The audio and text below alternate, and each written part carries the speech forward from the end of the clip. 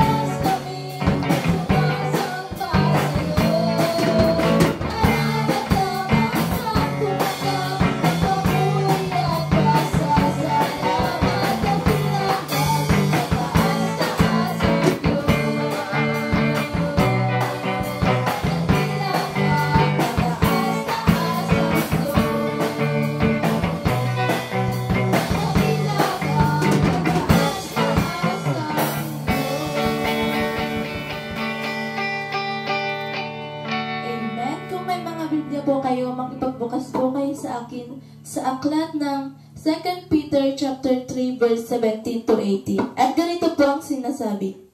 Kaya nga, mga minamahal, yamang nalalaman na ninyo ng una ang mga bagay na ito, ay magsi-ingat kayo. Baka kung mga ligaw kayo sa pamamagitan ng kamalian ng masasama, ay mahulog kayo sa inyong sariling katyagaan.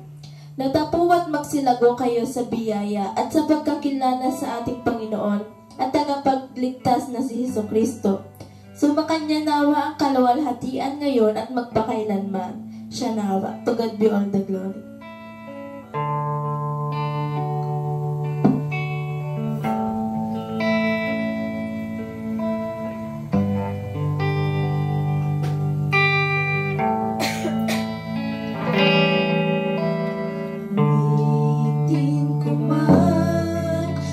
Ng awit sa mundo ay di kayang ilarawan ang kadakilaan mo.